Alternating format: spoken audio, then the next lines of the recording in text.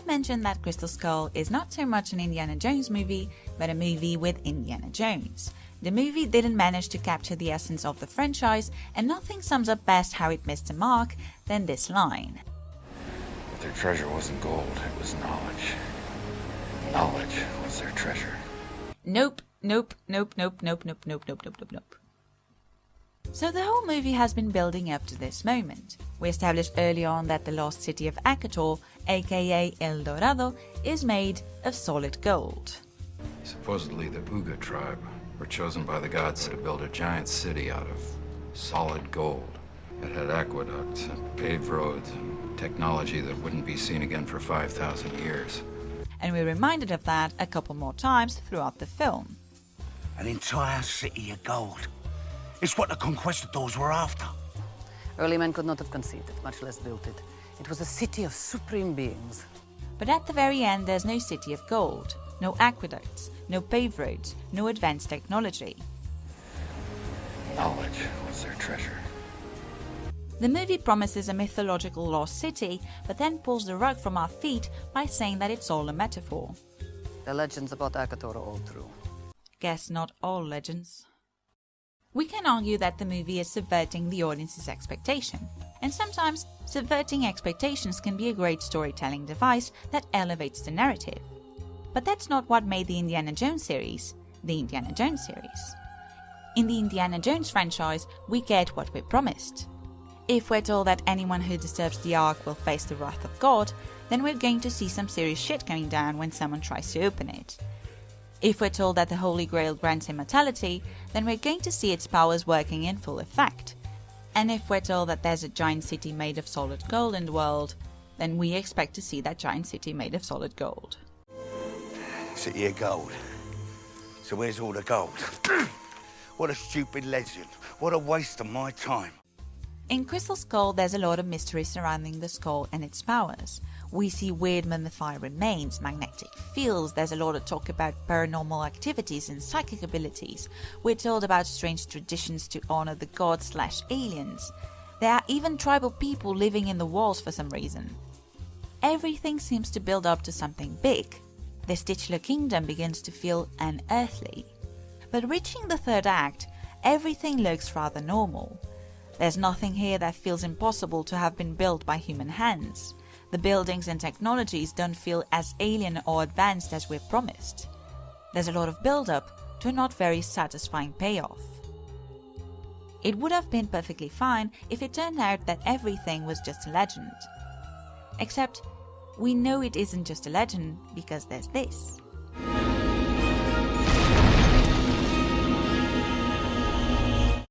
The movie builds up to the possibility of extraterrestrial life from the very first scene. However, it builds up to the possibility of dead extraterrestrial life. None of the characters, not even Spalko, expect to see or mention the possibility of seeing living aliens at the end of their journey. The characters, and thus the audience, expect to encounter an archaeological finding that may or may not have been built by aliens.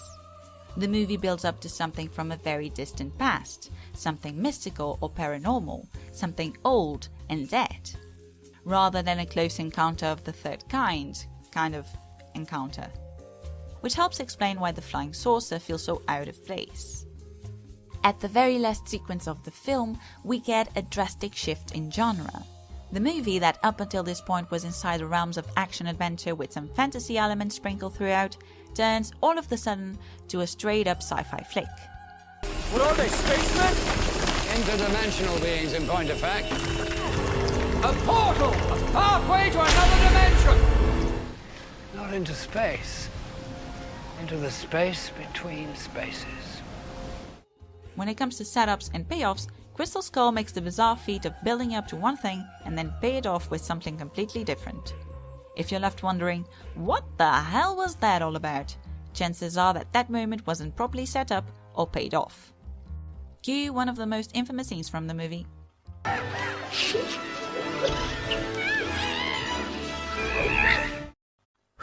Okay, here we go. So, 1 hour and 70 minutes in, Mutt does something we haven't seen him do. He sword fights with Spalko. Turns out, he's a good and incredibly agile fencer. Then he gets clotheslined by a low-hanging vine and dozens of adorable little monkeys show up. Mutt, a rockabilly greaser, gracefully swings from vine to vine like Tarzan, while the army of monkeys leads his way back to the road, right on time to prevent Spalko from pushing Indy's dog down the cliff. The monkeys attack Spalko, Mutt gets the skull back, and he's perceived as a hero. So, what is wrong with this whole sequence? If you guessed payoff without a setup, then you, my friend, are correct. In isolation and out of context, this scene doesn't have much of a problem, but when we take into account that we are an hour and 20 minutes into the film, then things change quite a bit. At this point in the story, the film has established several rules that the audience expects to be followed, and this scene breaks said rules by introducing new ones. This is the first time in the film where animals are active characters in the movie's plot. We've seen several prairie dogs throughout the film, but these animals are only passive spectators and have no real consequence to the overall plot. The monkeys, however, have a direct consequence in the development of the sequence and help the plot move forward. The concept that animals in this universe can not only be an active part of the story, but can also make conscious decisions and choose sides, is something that the movie hasn't introduced up until this point. The monkeys can distinguish the good guys from the bad guys, but they have no reason to know such things, nor did the movie ever establish that such things were even a possibility. Why are the monkeys helping Mutt? Why are the monkeys attacking Spalko? There isn't a setup that justifies the monkey's behavior. If the moment feels like it comes out of nowhere, it's because it essentially does.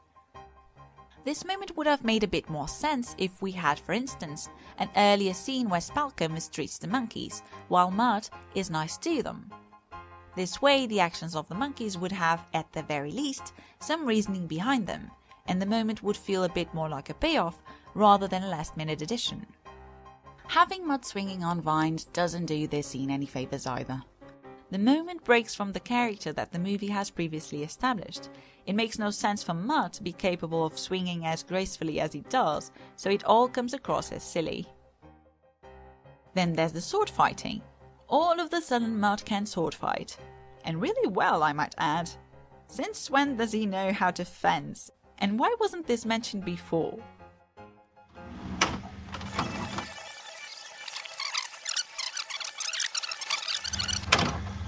Fancy prep schools teach you how to debate, chess, fencing.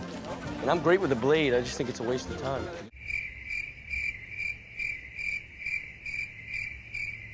So, Mutt mentions that he's really good with a blade. However, 38 minutes later, practically no one in the audience remembers that he has this skill. This happens because Mutt's comment comes across as a throwaway line rather than something relevant to the plot. It's very briefly mentioned, not a lot of attention is drawn to it, nor is this ever brought up again. Since there are no reminders, by the point he gets to show off his skill, the audience has already forgotten about the line or dismiss it entirely. This is why it's preferable to introduce character traits and skills through action instead of dialogue. It's more likely that the audience will remember a particular trait if it's shown rather than told. Take for instance Marion's introduction in Raiders. Marion is introduced in a drinking contest where she outdrinks her adversary. The sequence is fun, unique and memorable, so later in the film, when Marion tries to pull the same trick with Belloc, the audience recalls the scene from the beginning and immediately understands what she is trying to do. Now, imagine that this introductory scene doesn't exist, or that instead of this scene, there's only some offhand remark by Marion stating that she is able to outdrink others without passing out. The sequence with Belloc would still be a fine sequence, but it wouldn't be as satisfying as the way it is without the context of the drinking game.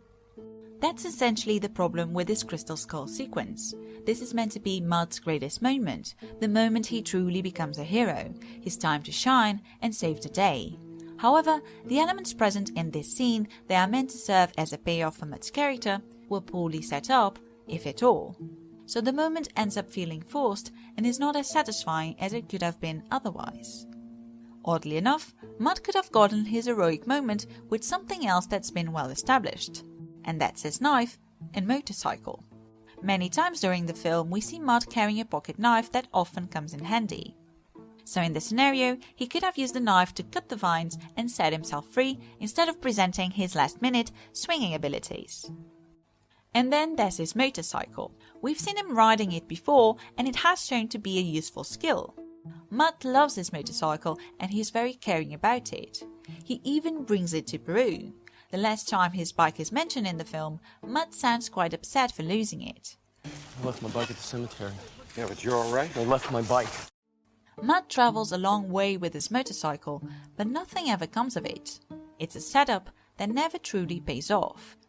But this sequence could have been a nice moment to pay it off. I mean, look at this narrow lane.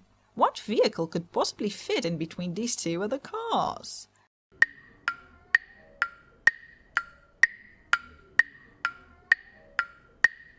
After freeing himself from the vines, Mutt could have stolen a motorcycle from the Russian convoy, or better yet, one of the trucks could have been transporting his actual bike.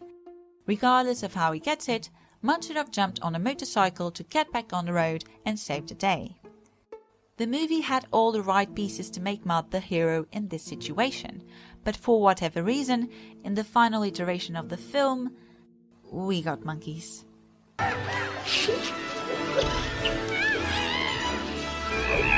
To this scene's defense, I do like the fact that Mutt struggles to get what he wants. He gets beaten up and fails a few times before getting the skull back. Unfortunately, for all the reasons mentioned, the scene doesn't really work. But this is one of the few instances of the film where characters struggle to reach their goals. And it's character struggle that makes character success feel earned.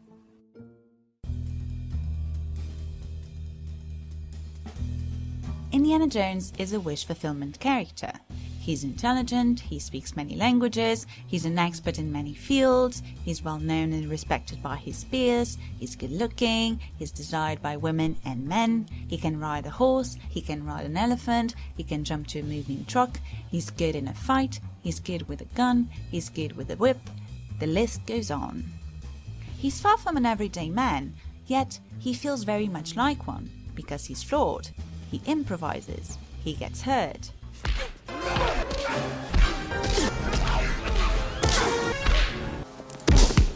A lot.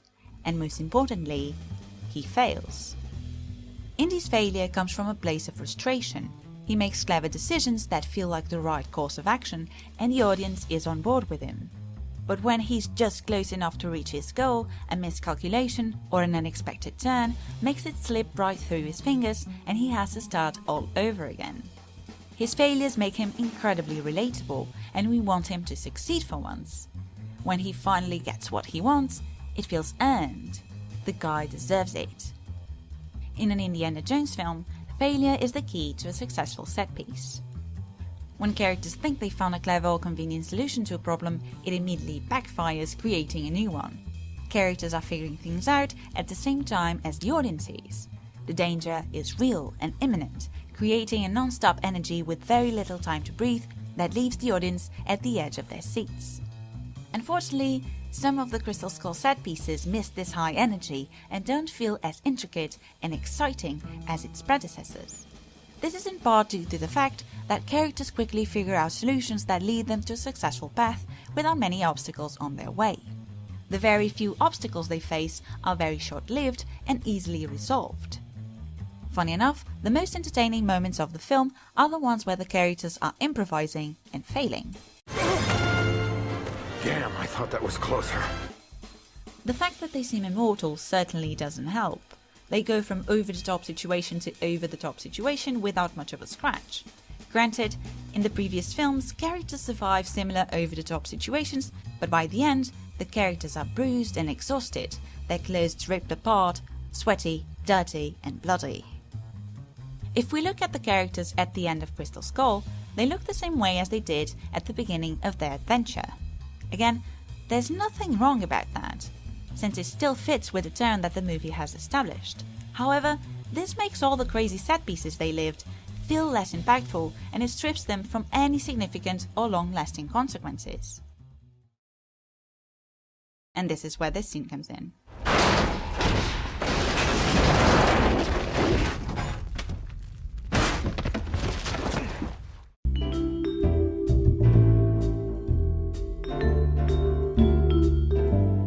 survive a nuclear blast, Indy climbs inside a fridge, which is then blown a huge distance through the sky. When it lands, Indy emerges without any apparent injuries. After surviving such an impossibility, we're expected to fear for Indy's safety in minor scuffles. The scene has broken the audience's suspense of disbelief. But why has it? Yes, it's ridiculously over the top and unrealistic, but so are the huge majority of the Indiana Jones set pieces. So why is any of this acceptable, while this is jumping the shark? To find an answer, let's compare this moment from Crystal Skull with this one from Temple of Doom and what precedes them. Both are death-defying set pieces, and both happen roughly around the same minute mark, so they're a pretty good point of comparison. Temple of Doom opens with a musical number, followed by the hero impaling a bad guy with a flaming skewer and punching an innocent bystander in the face. Moves on to a cat-and-mouse chase that ends with the bad guys machine gunning the heroes, which consequently makes them jump from the window and safely land on a car driven by a little kid, leading to a chase scene in the streets of Shanghai, all flavoured with cheesy and tongue-in-cheek humour. This new Hachi's a real small guy. This insane opening lets the audience know that the movie they're about to see is going to be gory and violent, but also campy and over the top, and they're not supposed to take it too seriously. The opening is literally saying, "Anything goes!" With an over-the-top opening such as this, the audience is more willing to accept all the other absurd situations they'll meet along the way. Crystal Skull opens with a fun little car race between American teenagers and Russian soldiers that helps set the time period. The scene is then followed by Russians murdering American soldiers in cold blood, followed by talking, Also, medalist hero of socialist labor. and more talking, This warehouse is where you and your government have hidden all of your secrets. and even more talking, Their dimensions 2 meters by 1/2 meter by 66 centimeters. then leading to something intriguing and enigmatic that sets up the paranormal tone of the film, and culminating on an action set piece that, while exaggerated, it's still inside the realms of plausibility. Crystal Skull has the longest of any Indiana Jones opening sequences. It takes its time to slowly build up tension and mystery, and although there are a few jokes here and there, this opening is clearly a lot more serious than Temple of Doom's. Hey, Dr. Jones, no time for love! The dialogue is played straight instead of cheesy and corny, the violence is grim instead of ridiculous to the point that it becomes hilarious, and the action is a lot more grounded than slapsticky. Needless to say that with an opening straight and grounded as this, no one in the audience is prepared to what's about to follow.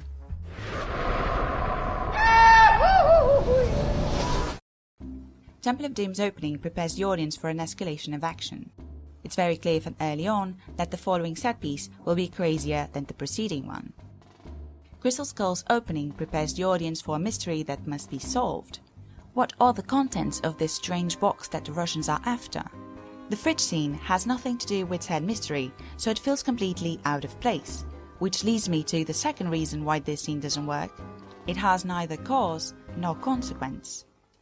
There are obviously exceptions to the rule, but when constructing a scene, it's important for there to be a cause. Why are the characters here? What led them to this situation? And a consequence. What will come from this later on? So, in this Temple of Doom sequence, why are they jumping from the plane in an inflatable raft? And what does this lead up to? Cause. When escaping, the heroes unknowingly get aboard the bad guy's plane, who abandon the aircraft, leaving the passengers to die. The film provides the audience with a justification for this over-the-top scenario. The characters are forced to go with this crazy solution because they have no other alternative, and given the movie's already established internal logic, their survival seems plausible. Consequence. The villagers think our heroes fell from the sky to help them, which sets the whole plot in motion. The rest of the film wouldn't have happened if they hadn't jumped off the plane. Okay, so now what about this scene from Crystal Skull? Cause? There is none. By the point Indy sees the small town, he has already escaped from the Russians. He goes to the town not because he's forced to, given the circumstances, but because he chooses to. He's still hiding from the Russians, but there's no urgency involved. Indy can choose to go to the nearest village or choose another route entirely. So not only does the moment take us from the film because it's outside the movie's established logic, but since the circumstances that led him here weren't presented as the only alternative available, the moment also comes across as avoidable and pointless. Consequence? There's also none. The scene leads to nothing. The moment is only briefly mentioned in the very next scene. Don't you know it's dangerous to climb into a refrigerator? Those things can be death traps. A scene which itself is never brought up again, since the FBI agents never come back to give some closure to this storyline. Yet another setup that doesn't get a payoff. These two scenes have no effect on the overall plot or character development. They could have been cut in their entirety. For all we know, the movie could have transitioned from here to here, and we would have never questioned that something was missing. The nuke the fridge scene is definitely the lowest point of the film, but bear with me, it could have worked. We would need, however, a drastically different opening than the one we got, an opening a lot crazier than Temple of Doom's, one that allowed the audience to accept a scenario like this without blinking an eye. It would be tricky to pull off, but not impossible. Suspense of disbelief can be stretched to insane lengths. After all, we have been able to accept plenty of implausible things in this very franchise.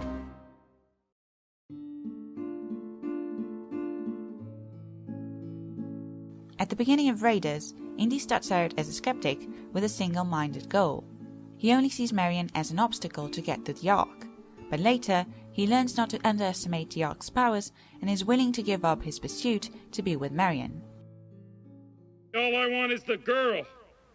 In Temple of Doom, Indy begins the movie as a selfish jerk who's only interested in money. But by the end of the film, he has a change of heart and helps the villagers and saves their children. In The Last Crusade, Indy loses his spark for seeking artifacts, because what he really wants is to be acknowledged by his absent father. Through the course of the film, Henry Jones Sr. finally sees his son's value and how much more important he is in his life than the quest for the Grail. Jones Sr. becomes a better father, Indy gets his father's approval, and both characters get an arc. Indiana, let it go. If we strip out each individual Indiana Jones film of all its set pieces and paranormal artifacts, we still end up with a solid emotional story at its core. So, what is at the heart of Crystal Skull? What is this movie about? The film introduces several themes like parenthood, the idea of proving one's worth, the theme of trust and mistrust in a Red Scare era, aging, and settling down. There are some interesting ideas and themes floating around, but none of them gets to be at the center stage of the film or gets a satisfying resolution. Unlike the previous films, Indiana Jones doesn't go through any transformation during the course of Crystal Skull. He ends the movie being the same man from the beginning, which seems like an odd thing to say since by the end of the film he's a married man and a father, something that he wasn't at the start. However, he's the same person. He doesn't really change or grow as an individual. There's nothing here that indicates that from now on he's going to be a good husband and a good dad. Why don't you stick around, Junior? Why didn't you, Dad? Yeah, why didn't you stick around? We're told that Indy abandoned Marion pregnant a week before their wedding and never saw her again after 20 years. During this 20-year period, Indy makes very little effort to relocate Marion. You vanished after that. I wrote? A year later. And just by a stroke of pure luck, she ends up appearing again in his life. And despite all his wrongdoings, she immediately forgives him. Indy is forgiven for his bad behavior without doing anything to deserve it. I don't think he even acknowledges that he did a bad thing. Indy should have spent the whole movie proving himself to Marion in order to redeem himself from his mistakes. But all he says is this. There must have been plenty of women for you over the years. There were a few, but they all had the same problem. They weren't you, honey. You'd expect a woman who has been abandoned more than once by the same man to not get so easily softened by some sweet talk at this stage. She's so thrilled to get married that it's actually quite sad when you think about it. Marion, love, you can do a lot better than this. There's nothing in the entire film that shows us that Indy has really changed his ways, so it wouldn't surprise me if he just abandons her again 5 minutes after the wedding. If Indy had known from the start that Marion was Mutt's mother, then the whole journey would have a lot more personal stakes involved, and Marion's rescue could have acted as Indy's redemption. But in the context of the film, Indy is only expecting to find a complete stranger, or at the very least, a past acquaintance. So to him, and by consequence the audience, this rescue doesn't represent a chance for forgiveness or a change in his life. Similarly, in a different storyline, Indy loses his job for his initial involvement with the Russians and Mac. There seems to be the idea that Indy has to prove himself to the FBI. Do you have any idea how many medals this son of a bitch won? Great many, I'm sure. But does he deserve them?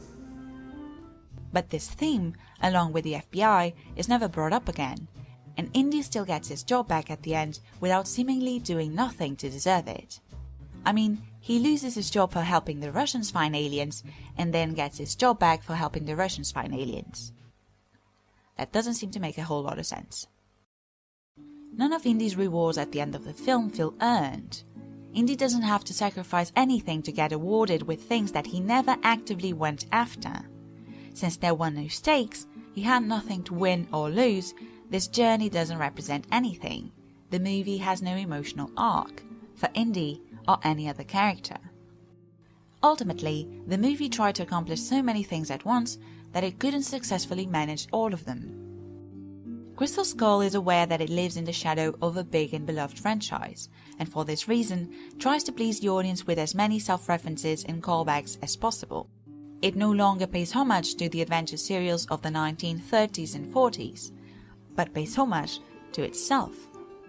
It elevates an everyday man to a superhero status, and by consequence strips the protagonist of the things that made him relatable in the first place. When watching Crystal Skull, the original 3 films are an always looming presence, being almost impossible to detach from them since the film itself doesn't want you to. This is intolerable! This is intolerable! And even though it seemed to have all the right ingredients, Crystal Skull wasn't able to live up to its predecessors. But in all honesty, what movie can? The first 3 Indiana Jones movies are entertainment masterpieces. They're by no means flawless films, but they're the perfect balance between adventure, comedy, and heart. And that's what's missing from Crystal Skull, a beating heart.